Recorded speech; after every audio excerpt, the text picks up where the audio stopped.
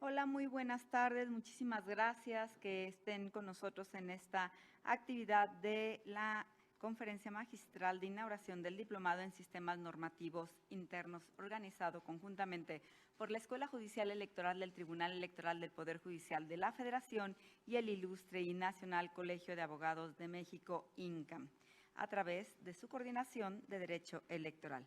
Saludo con mucho gusto al magistrado Felipe de la Mata Pizaña, de la Sala Superior del Tribunal Electoral del Poder Judicial de la Federación, quien es nuestro ponente del día de hoy. Muchísimas gracias, magistrado, por estar con nosotros. También saludo con muchísimo gusto al maestro Arturo Pueblita Fernández, presidente del Ilustre y Nacional Colegio de Abogados de México, INCAN. Muchísimas gracias, maestro, por estar con nosotros. Y al maestro Luis Rodrigo Sánchez Gracia, coordinador de la Comisión de Derecho Electoral del INCAM. Muchísimas gracias.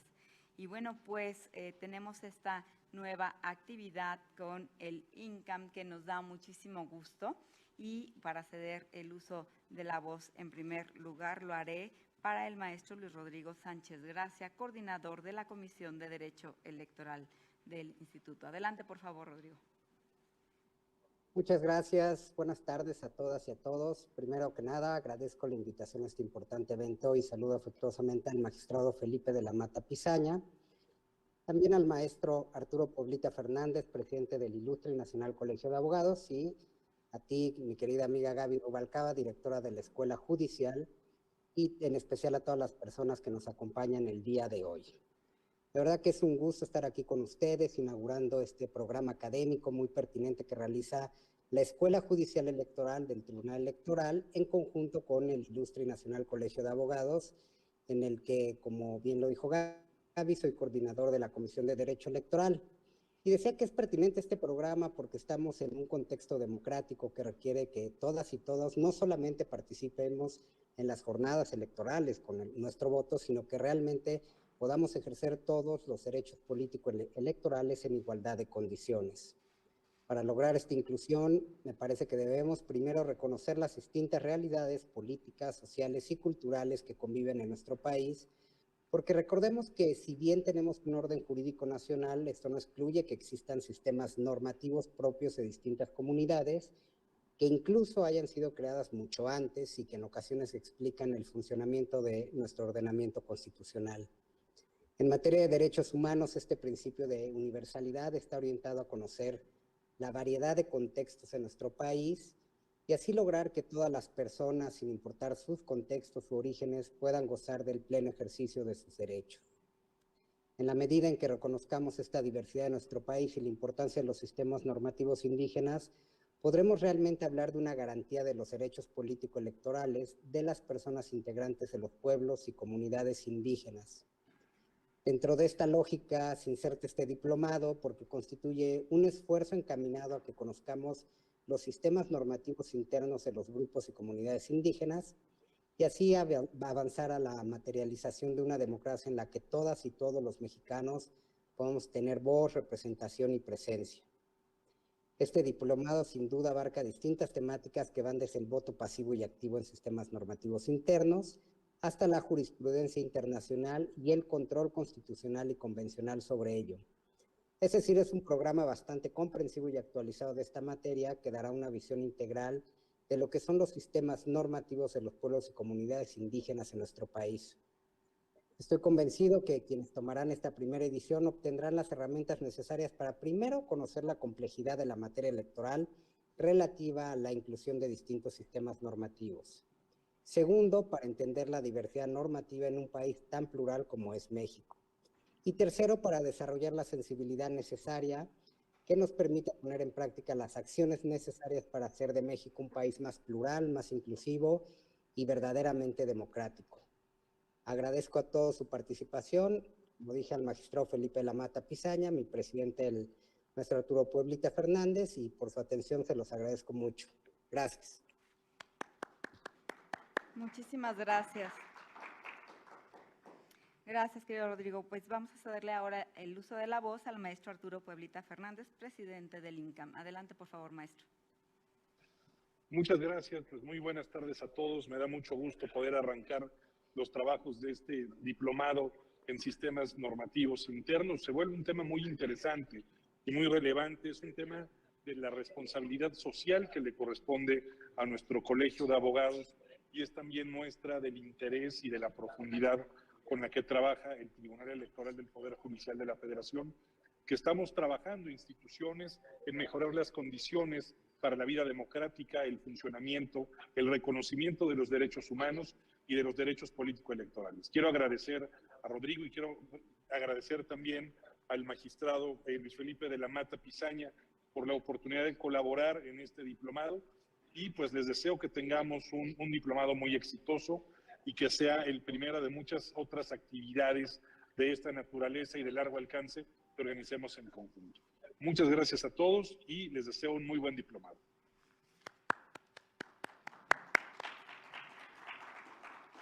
Muchísimas gracias, maestro Pueblita. Y bueno, pues para iniciar con este diplomado, es un gusto para mí presentar y cederle el uso de la voz al magistrado Felipe de la Mata Pisaña de la Sala Superior, quien nos dictará la conferencia inaugural denominada Principialismo Electoral de este diplomado en sistemas normativos internos. Magistrado, muchísimas gracias y le cedo el uso de la voz. Adelante, por favor. Gracias, Gaby. Bueno, pues agradezco muchísimo al INCAM que nos haya ayudado y estemos colaborando de esta manera en esta primera actividad conjunta ya en un diplomado. Me da muchísima alegría, maestro Pueblita, muchísimas gracias por toda su ayuda.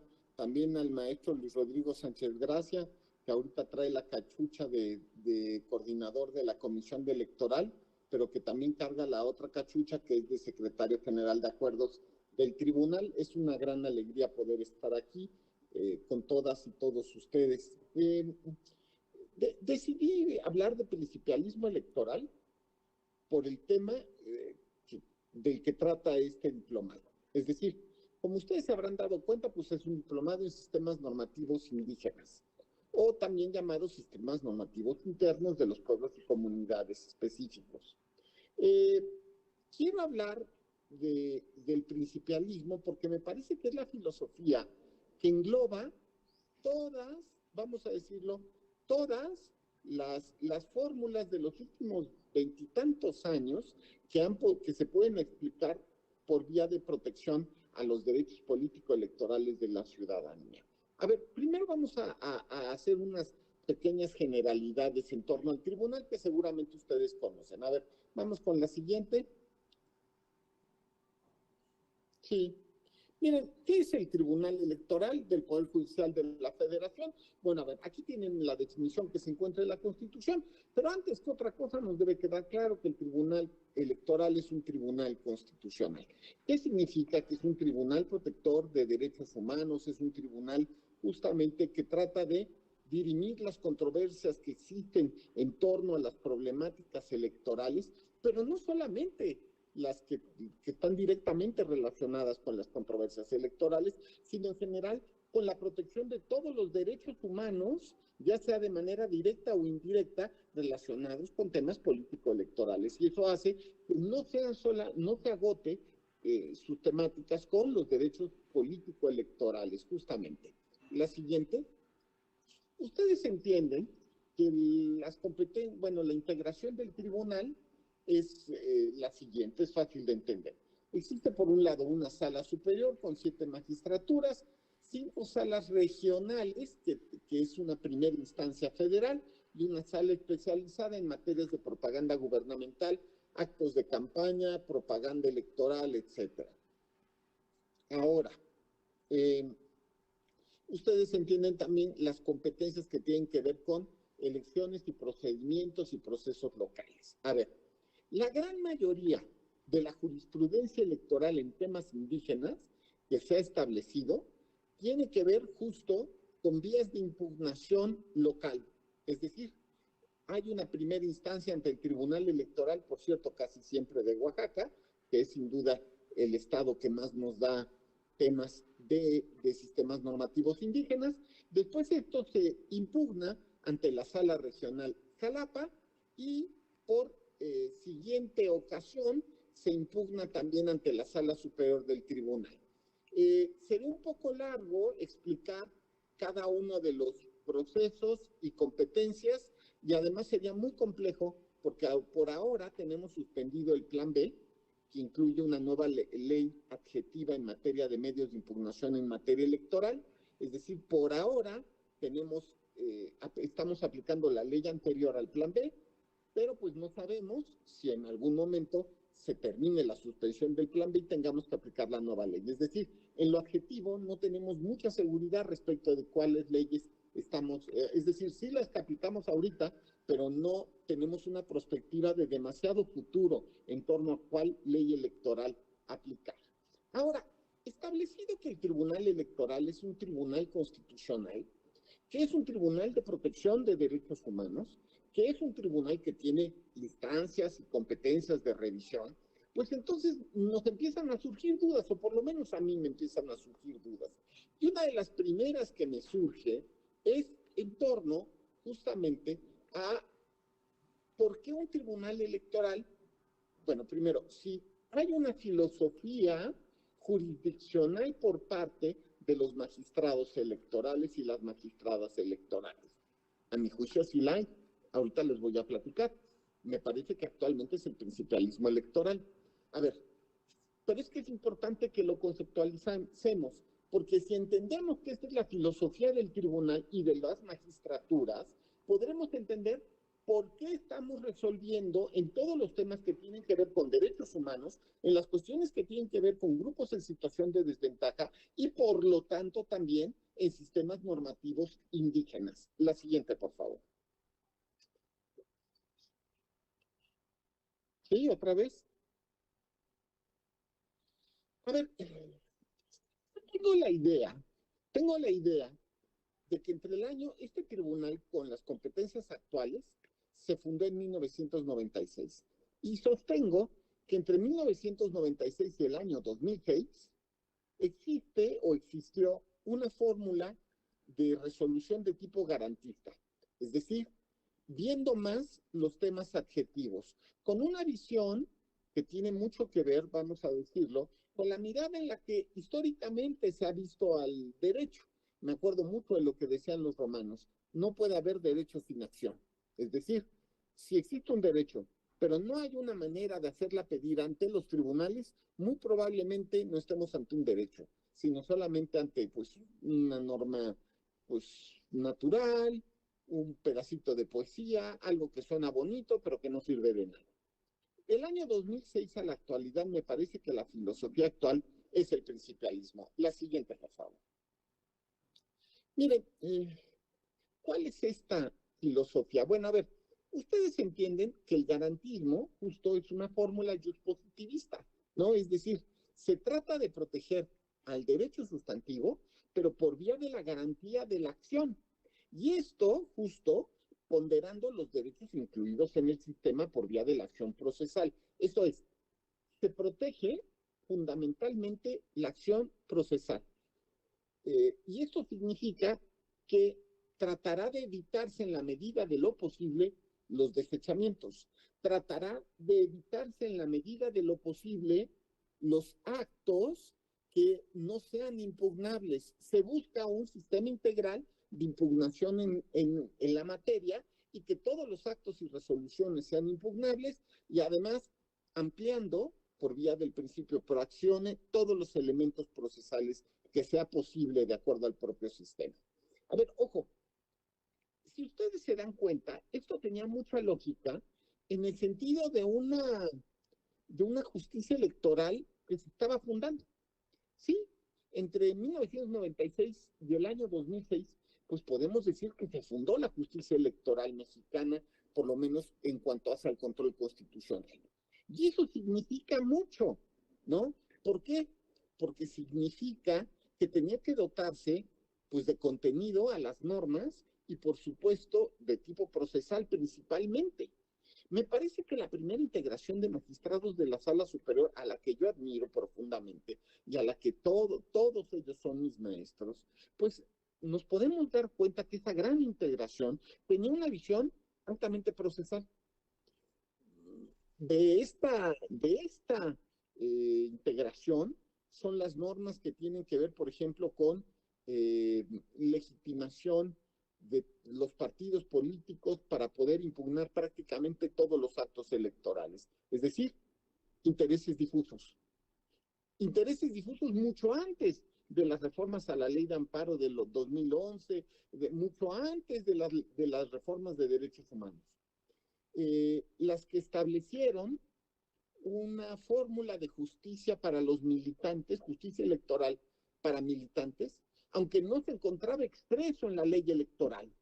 Esa gran integración amplía los medios de impugnación en la materia para proteger a la ciudadanía en cuanto a sus derechos de militante, ya que la ley expresamente no tenía una vía de protección. Y justo este grupo de magistrados llega a la conclusión que para proteger los derechos de la militancia se tenía que ampliar digamos, las vías de los medios de impugnación en materia electoral. E incluso se amplía la acción de nulidad. Históricamente, la acción de nulidad en materia electoral era un sistema basado en un sistema de nulidades muy cerradas. Es decir, hay unas listas en el artículo 75 de la ley por ahora vigente que contienen todas las nulidades de casilla y en eso se anula, por eso se anula una casilla. Y al final hay una causal de nulidad genérica que de repente se usa, pero lo digo así, de repente. Las que se usan son en realidad todas las anteriores. Tenemos unas causales de nulidad de las elecciones, específicamente de diputados, de senadores, ¿no? Y además, una fórmula genérica, pero una fórmula genérica muy, muy cerrada y acotada, ¿no? Habla de, digamos así, digamos, irregularidades determinantes, el día de la jornada, que sea generalizada, ¿no? Es decir, muy acotadas y con características muy específicas. La sala superior pudo haber hecho una interpretación textual y decir, solo se anulará en aquellos casos que expresamente se encuentren los términos digamos, los requisitos que se encuentran en la ley, pero no fue así. Y creó en los hechos o descubrió la acción de la nulidad abstracta. Y con eso hizo una verdadera nulidad genérica por el rompimiento a los presupuestos propios del sistema electoral. Bueno, a ver, lo puse solo como ejemplo. A mí me parece que estos casos evidencian que la sala superior, ese tiempo, fue una sala garantista. Es algo que he platicado con unos pocos de los fundadores de esa primera integración. Yo creo que me parece que la gran mayoría, o por lo menos con el par con el que he platicado, no lo niegan. Es decir, tampoco no señalan que no sean garantistas, y sí, por otro lado, cuando se los digo, no me lo niegan. Es decir, de alguna manera, quizá ellos lo acepten. Y otros, como es el caso del doctor Jesús Orozco, incluso lo han escrito en libros, señalando justo que existe un garantismo en materia electoral. Bueno, sin embargo, me parece que las cosas empezaron a cambiar. Del año 2006 a la actualidad. A ver, ¿a qué me refiero? Empezó a cambiar el punto de vista para convertirse en una fórmula menos procesal, para tratar de proteger más el derecho sustantivo y, por supuesto, garantizando la acción que ya existía, porque todos los avances procesales ya existían, o casi todos, o fundamentalmente ya se habían desarrollado. Ahora el tema era que existían casos en los cuales había que proteger derechos que o no existían en la norma de manera explícita, o existían en la norma constitucional, pero no en las leyes adjetivas, o en su caso no se establecía la manera en la cual se tenían que hacer vigentes. Es decir, había que proteger el derecho sustantivo más allá de la regla contenida en la propia ley. Es decir, proteger el principio, no necesariamente la regla que lo contiene. Me parece que ahí es donde empieza la sala superior, poco a poco, a ir avanzando en jurisprudencia clara por ejemplo, en los temas de género. Sin duda, la jurisprudencia de género ha sido el ejemplo claro de jurisprudencia principalista. Y ha habido otros casos más. Bueno, desde la primera integración también hubo bastantes sentencias de sistemas normativos indígenas que también pudieran tener estas características, pero en la segunda integración fue riquísima la jurisprudencia que hubo respecto de los temas indígenas. Si alguien me pregunta, yo diría que a partir del año 2006, el modelo axiológico filosófico de resolución por parte de los jueces fue cambiando para generar nuevas maneras de resolver, lo cual significa en mucho que hay, digamos, una nueva filosofía judicial. Ahorita vamos a platicar de algunas sentencias para demostrar lo que estoy diciendo, pero quiero también señalarles que esto, pues no necesariamente es lo mejor. Hoy día, el derecho electoral, no solo en lo adjetivo, como pasa en otras materias como es amparo, sino también en lo sustantivo, el derecho electoral se contiene fundamentalmente en sentencias.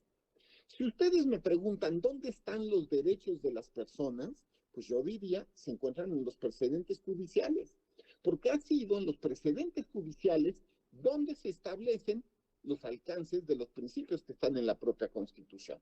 Es decir, voy a poner un claro ejemplo, aunque más tarde lo voy a desarrollar. En el año 2014, por ejemplo, se establece en la Constitución que debe existir la paridad. Pero, es más, llamaron a esa reforma paridad en todo, pero no nos dijeron cómo hacerla valer. Tampoco nos definieron paridad. Y van a decir, es muy fácil, paridad es mitad y mitad. A ver, no es tan fácil. Primero, porque paridad, por ejemplo, puede significar, vuelvo a poner el caso, que haya uno de los dos géneros ligeramente sobrerepresentado o subrepresentado. Y alguien podría decir, casi paridad es paridad. Alguien contestaría, bueno, a ver, en el caso, si los hombres están subrepresentados, no es problema. Pero si las mujeres son las subrepresentadas, sí que es problema, porque el principio de paridad a los que protege es a las mujeres, no a los varones. Otro tema más. ¿Cómo se cumple el derecho o el principio de paridad tratándose de congresos o regidurías, pues donde los regidores, el número de regidores, el número de diputados es impar? Es decir, ¿cómo debemos entender que existe la paridad para los casos de los órganos impares? Todavía peor, ¿cómo poder cumplir la paridad tratándose de órganos unipersonales? Es decir, los legisladores o el constituyente permanente nos hace el favor de poner un principio en la Constitución, pero no le entra a la regulación. No sé si le dé miedo, no sé si no tiene los acuerdos o si no quiere que se cumpla, sino que lo que en realidad desea es poner pues una bonita formulita ahí en la Constitución, pues para que sea algo parecido a la poesía, que todos suspiremos leyendo el artículo 41 y digamos, ¡ay, qué hermosa es la Constitución! Pero que no se cumpla. Porque si quisiera que se cumpliera, lo regularía y establecería la manera en la cual se cumpliría. Otro ejemplo sería, por ejemplo, el caso de equidad en la contienda, ¿no? O el de igualdad de todas las personas frente a la ley y, por lo tanto, en la equidad de la contienda. A ver, puede haber una democracia adecuada y se pueden cumplir los principios de equidad e igualdad si, por ejemplo, como ha pasado en varios de los municipios o pasaba antes de la nueva filosofía principalista, en varios de los municipios de Chiapas, por ejemplo, donde existe más del 60 o 70% de población indígena, nunca había habido un diputado indígena para representar esa población. Puede ser igual y de buena calidad una democracia donde, por ejemplo, haya congresos completos, donde no haya representación de las personas con discapacidad, cuando son alrededor del 8% de la población, o no hay representación de las personas de la comunidad LGBTIQ+, cuando son, depende la estadística que tengamos, pero pueden llegar a establecerse que son alrededor del 10-12% de la población, o de los mexicanos en el extranjero, que solamente son 20 millones de mexicanos, o de los propios indígenas, donde siempre existe un punto de vista donde pareciera que están infrarrepresentados respecto de su número total en México, que son casi el 20% de la población. Ya me doy a entender.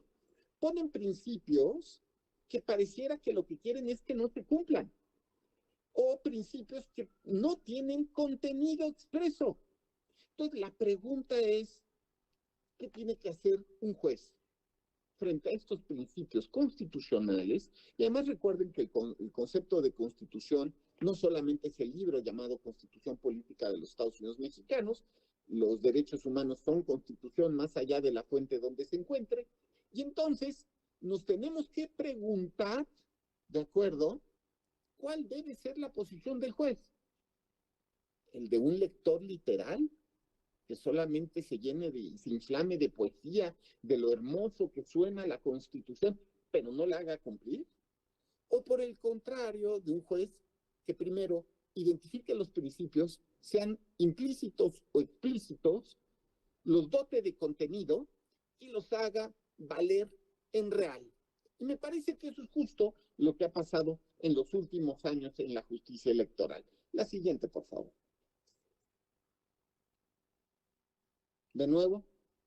Bien, justo lo que el tema, por ejemplo, de los casos de las personas en prisión preventiva, donde se ha establecido que a pesar de la lectura textual del artículo 38, si recuerdo bien, de la Constitución, que pareciera que suspende los derechos de las personas que se encuentran en prisión preventiva, la Sala Superior ha llegado a la conclusión que la propia Constitución merece un análisis extensivo de acuerdo al principio que se encuentra de presunción de inocencia en el artículo 20 de la propia Constitución Federal, de tal manera que las personas en prisión preventiva, es decir, aquellas que no han sido condenadas, puedan votar.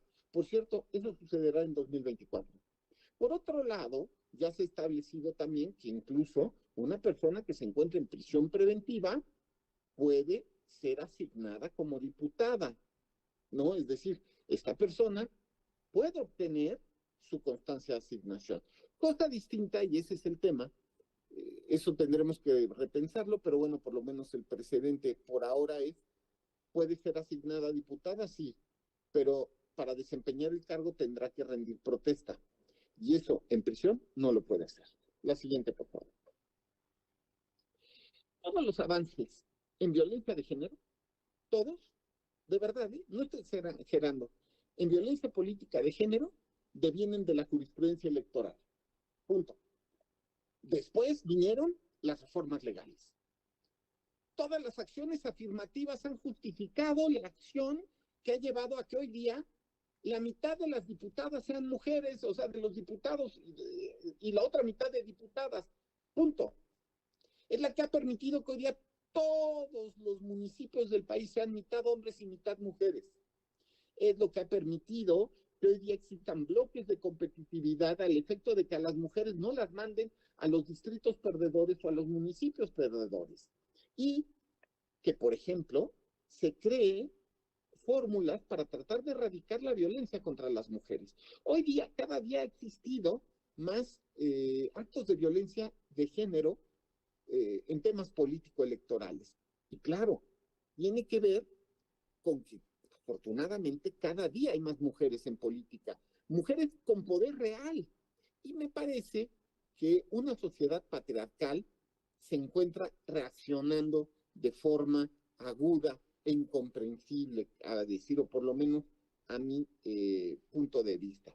Realmente estamos notando que estos índices de aumento de la violencia de género, pues muy probablemente, o como una hipótesis probable, tiene que ver con justamente el incremento de mujeres en el poder y las reacciones patriarcales a esto. Entonces, la Sala Superior es la que ha tenido que ir creando poco a poco diversas sentencias en las cuales va, uno, creando la noción de violencia política de género y sanciones, porque no han existido las sanciones, ¿no? Y creando, por ejemplo, el registro de violentadores de género, que no encuentra sustrato legal por el momento, ¿no? Y en los temas de paridad, justo la paridad en gubernaturas a través de un mandato que se hizo para que en el año 2021 fuera la mitad de candidaturas para mujeres y la otra mitad para varones.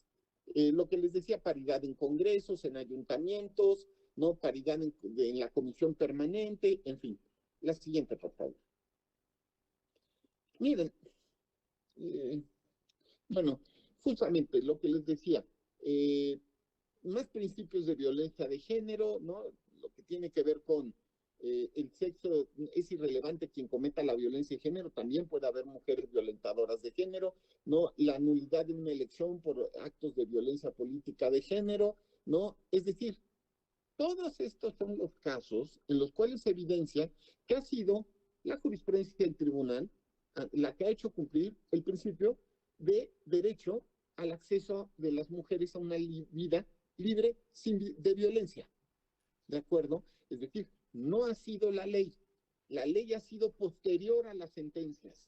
Y eso es lo que ha generado justo pues una riqueza enorme del derecho electoral a través de los precedentes.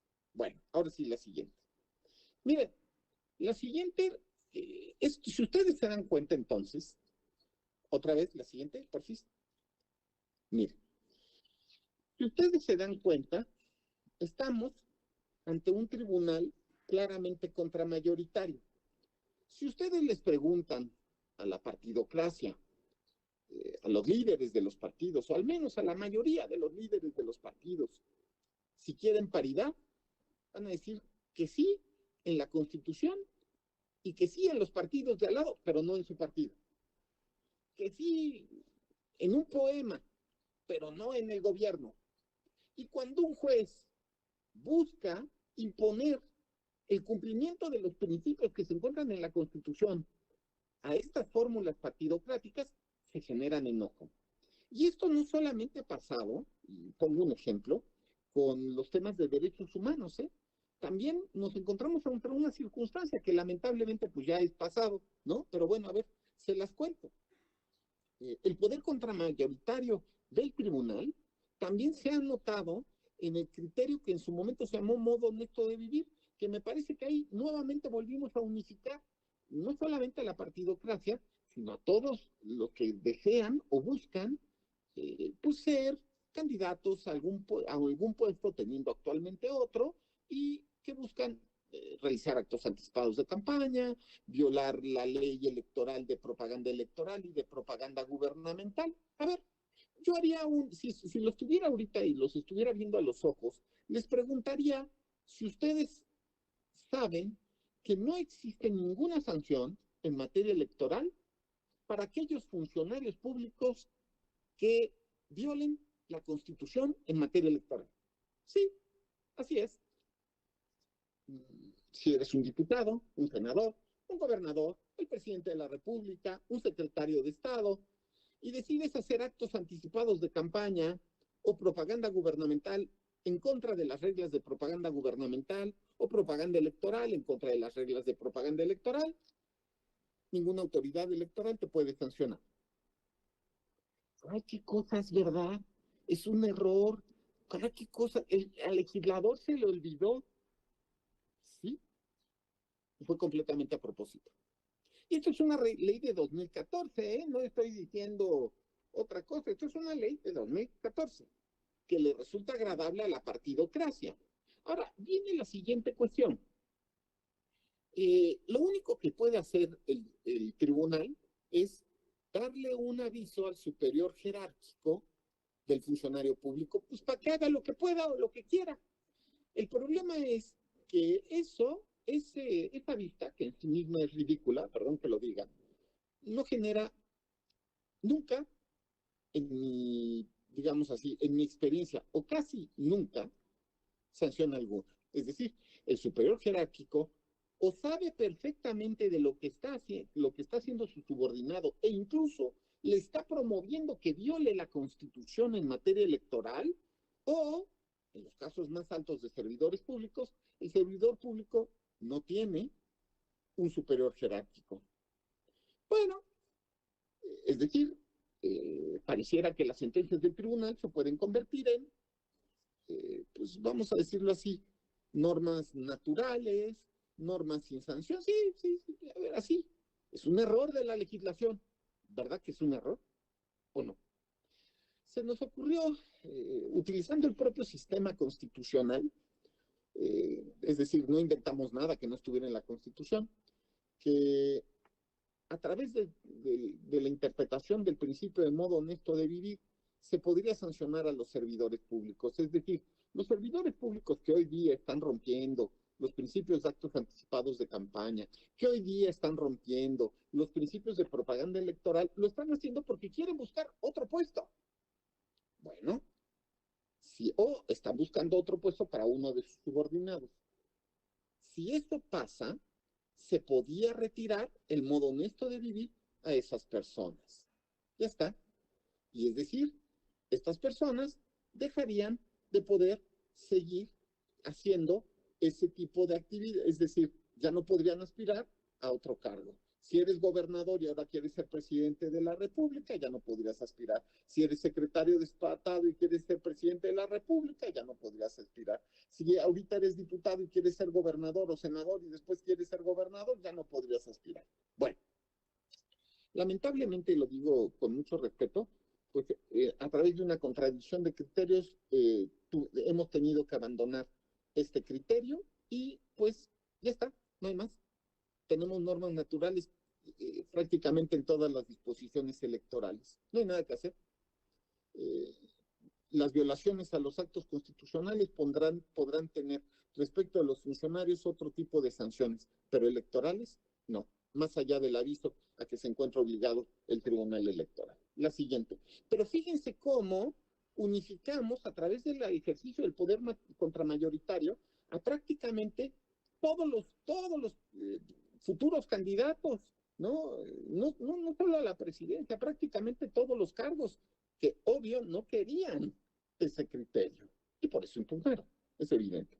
Bueno, también se demuestra que el tribunal es un tribunal contramayoritario en que obligó a los partidos a crear acciones afirmativas para romper, digamos así, con la discriminación que históricamente se ha dado a grandes sectores de la población. Acciones afirmativas que vienen desde 2018, pero que fueron poco a poco progresando, ¿no? Es decir, acciones afirmativas para que hoy día la propia Cámara de Diputados se llame a sí misma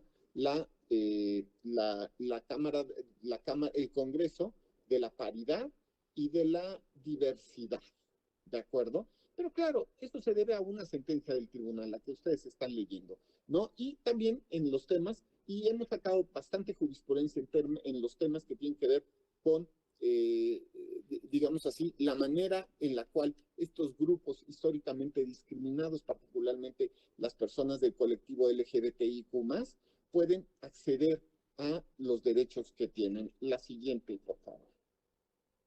En temas indígenas, y ahí es donde empiezo ya a aterrizar el tema, es mucha la jurisprudencia y de esto se va a tratar este diplomado. Entonces solo voy a anunciar dos cosas que a mí me parecen súper padres, que es, a ver, van ustedes a ver sistemas normativos indígenas, pero la pregunta que nos vamos a tener que hacer ahora es,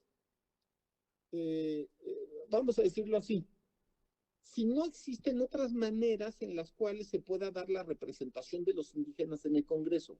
Es decir, es verdad que los sistemas normativos indígenas nos sirven para elecciones de comunidad, elecciones municipales.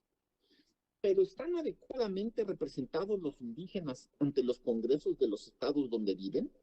Porque, repito, si bien a nivel nacional son alrededor del 20%, pues hay estados donde pueden ser el 60 o 70% de la población. Y entonces viene la pregunta que nos tenemos que hacer. ¿Y este grupo de personas tiene la representación y el poder que le corresponde? Bueno, se han creado acciones afirmativas como las que están viendo. En 2018 se crearon verdaderos distritos indígenas para que pudieran efectivamente pudieran efectivamente acceder con criterios específicos, ¿de acuerdo? Esto es, en 2018, para la elección de 2018, fueron 13 distritos indígenas y para 2021 fueron 21 distritos indígenas, donde todas las personas tenían que ser candidatos indígenas. Ahora, yo me hago otras preguntas que tienen que ver también. ¿Cómo debe garantizarse la representación de los indígenas en estas fórmulas de candidatura? ¿Tiene que ser necesariamente a través de los partidos o en estos casos podría haber otras fórmulas de candidatura a través de, por ejemplo, elecciones de las comunidades? Es decir, la aplicación de sistemas normativos para la elección de diputaciones federales indígenas. Esas preguntas que no tienen por ahora respuesta en la Constitución, espero que en algún momento estén abiertas al análisis y a una conclusión más abierta por parte de la partidocracia. En fin, se los dejo hasta aquí. Ya se dan cuenta entonces que este es un tribunal principalista, la siguiente. Yo los invito a leer un librito en el cual a mi juicio demuestra que toda la jurisprudencia que ustedes van a ver es una jurisprudencia de carácter principalista y que hoy día el tribunal, en ejercicio de sus facultades o poder contramayoritario, ha logrado justo preocuparse por las personas, por los derechos humanos, porque los partidos están preocupados de sus propios problemas, están preocupados de sí mismos, pero normalmente no de los derechos de las personas. Y eso es el trabajo que ha hecho el tribunal particularmente en sus sentencias. Bueno, hasta aquí yo lo dejaría. Muchas gracias. Muchas gracias, magistrado.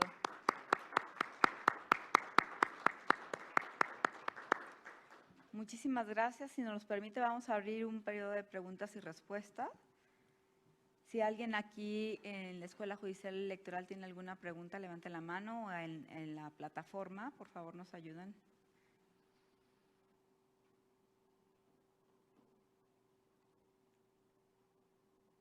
Hay aplausos en la plataforma. ¿Aquí nadie?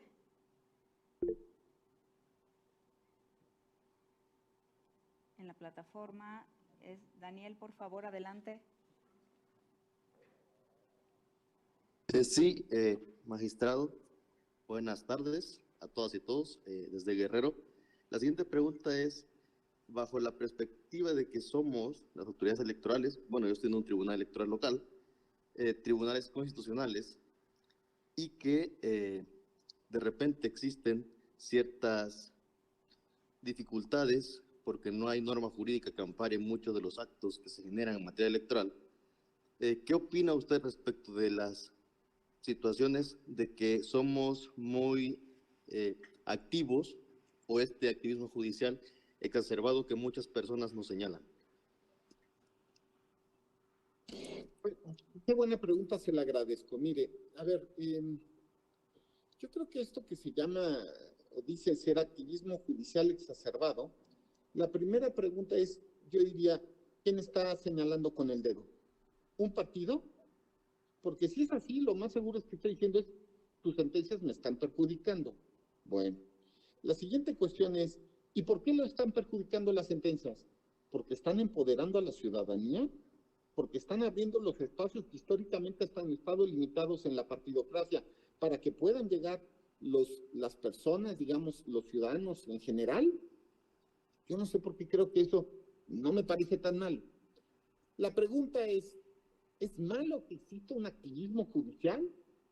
Voy a hacer una pregunta más. ¿Un activismo para proteger derechos humanos es malo? ¡Qué terrible! Este tribunal protege demasiado los derechos humanos en contra de los derechos de los partidos. ¿Eso es malo? ¡Wow! Yo creo que tiene que ver mucho con esto, ¿no? Más bien, ¿cuál debe ser el carácter de los jueces? Y estoy cada día más convencido que en materia electoral, derivado de la pésima legislación electoral, ha tenido que crearse una fórmula principalista para resolver los problemas.